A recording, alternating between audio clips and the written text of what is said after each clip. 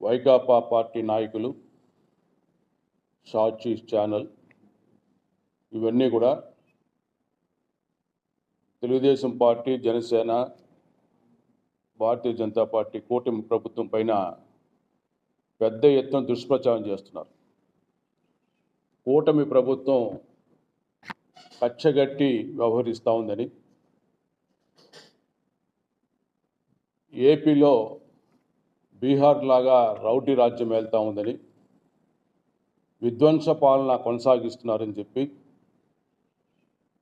కక్షతోనే తాడేపల్లి వద్ద వైకాపా కేంద్ర కార్యాలయ భవనాన్ని కూల్చేశారని చెప్పి పెద్ద ఎత్తున దుష్ప్రచారం చేస్తున్నారు.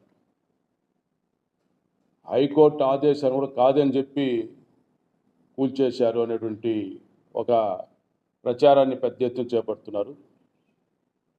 దీనికి వాస్తవాలు చెప్పాల్సిన బాధ్యత మా పైన కూడా ఉంది. తెలుగుదేశం ప్రభుత్వం, చంద్రబాబు నాయుడు గారు ఎప్పుడు కూడా కక్ష సాధింపు చర్యలు పాల్పడే మనస్తత్వం కాదు. ఈ రాష్ట్రం శుభ పరిపాలన జరుగుతుంది తప్ప విధ్వంస పాలన ఎట్టి పరిస్థితుల్లో జరగదు. ఏది చేసినా కూడా చట్టబద్ధంగా నిబంధనలకు అనుగుణంగానే పనిచేయడం జరుగుతుంది. ఈరోజు వైకాపా కేంద్ర కార్యాలయ భవనాల కూల్చివేతకు సంబంధించి వాస్తవాలు చూస్తే, ఈ భవనం కోసం Tadepalli survey number 202/A boat yard స్థలంలో 2 ఎకరాల కోసం శ్రీ డొక్కా మాణిక్యవర ప్రసాద్ గారు 2023 జనవరి 1వ తారీఖున దరఖాస్తు చేసుకున్నారు. దానిపైన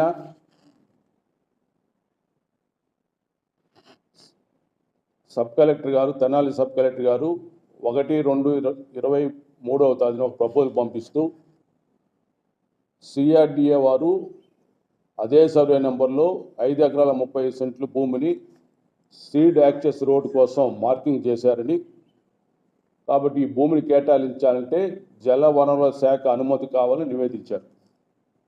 అంటే ఆ భూమిని వైకాపా పార్టీ కార్యాలయ భవనం కోసం కేటాయించాలంటే జలవనరుల శాఖ అనుమతి తప్పనిసరి.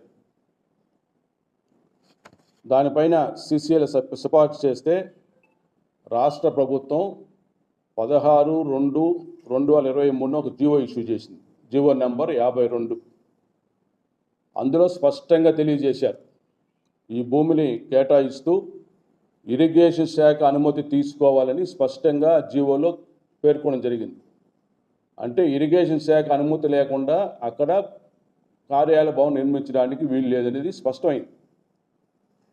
ఆ తర్వాత ఇరిగేషన్ శాఖ వారు చీఫ్ ఇంజనీర్ శ్రీ నారాయణ రెడ్డి గారు 4/2/2023 దానికి ఉత్తరం రాశారు, ప్రొసీడింగ్స్ ఇచ్చారు. ఆ భూమిని వైకాపా పార్టీ కేంద్ర కార్యాలయ భవన నిర్మాణం కేటాయించడం కుదరదని చెప్పి, ఇది సుప్రీంకోర్టు నిబంధనలకు అనుగుణంగా లేవని చెప్పి కూడా వాళ్ళు స్పష్టం చేశారు.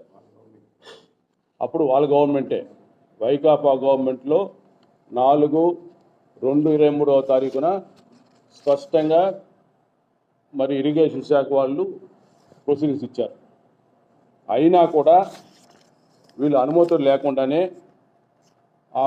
అక్కడ భవనాన్ని నిర్మాణం ప్రారంభం చేసి కొనసాగించడం జరిగింది.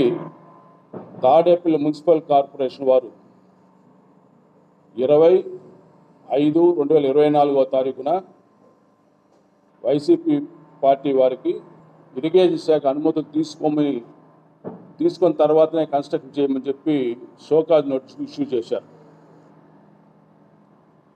1/6/24వ తారీఖు మరొకసారి నోటీస్ ఇచ్చారు. ప్రకారమే 10/6/2024వ తేదీన రాన్కీ ఇన్ఫ్రాస్ట్రక్చర్ సంస్థ ఎవరైతే దాన్ని కడుతున్నారో వాళ్ళు కూడా ఒక కూల్చివేత నోటీసు కూడా ఇవ్వడం జరిగింది.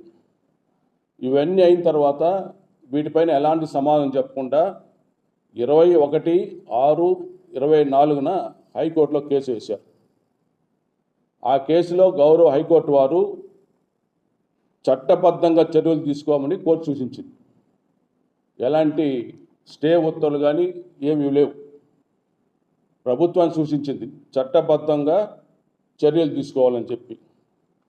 దాని ప్రకారమే సిఆర్డిఏ సెక్షన్ 115 ప్రకారం ఇది అక్రమ నిర్మాణాలు కాబట్టి చట్టబద్ధంగా దాన్ని అనుమతులు లేవు కాబట్టి దాన్ని కూల్చివేయడం జరిగింది.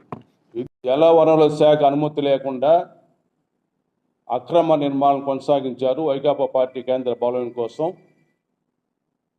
దానిపైన షోకాజ్ నోటీస్ ఇచ్చినా కూడా దానిపైన ఎలాంటి సమాధానం కూడా ఇవ్వలేదు. హైకోర్టుకి వెళ్ళిన తర్వాత కూడా గౌరవ హైకోర్టులో కూడా దాని చట్టబద్ధంగా దాని మీద చర్యలు తీసుకోమని చెప్పారు తప్ప ఆ భవనాన్ని కూల్చివేయద్దని కానీ దానిపైన స్టే కానీ ఎలాంటివి కూడా లేవు. కాబట్టి ప్రభుత్వం నిబంధనలకు అనుగుణంగా దాన్ని కూల్చివేసింది తప్ప ఇది కచ్చగట్టి కానీ లేదా ఆ భవనాన్ని అక్కడ దుర్దేశపూర్వం కూల్చివేత కాదని కూడా ఈ సందర్భంగా తెలియజేసుకుంటూ వైకాపా పార్టీ నాయకులు ఒకటే చెప్తున్నాం, మీరు దుష్ప్రచారాలు చేయొద్దండి. దుష్ప్రచారాలు చేసిన ప్రజలు నమ్మే పరిస్థితులు లేరు.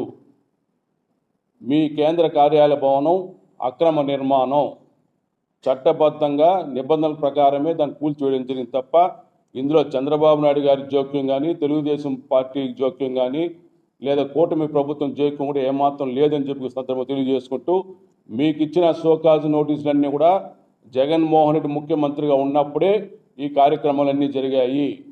అప్పట్లోనే మీరు అధికార మతంతో మరి ఇచ్చిన షోకాజ్ నోటీసులు కూడా రిప్లై ఇవ్వకుండా కోర్టుకు వెళ్ళినా కూడా కోర్టులో కూడా మీకు అనుకూలంగా ఉత్తర్వు రాలేదు కాబట్టి చట్టబద్ధంగా వ్యవహరించమని చెప్పి రాష్ట్ర హైకోర్టు సూచించింది కాబట్టి ప్రభుత్వం ఈరోజు దాన్ని అక్కడ కూల్చివేయింది.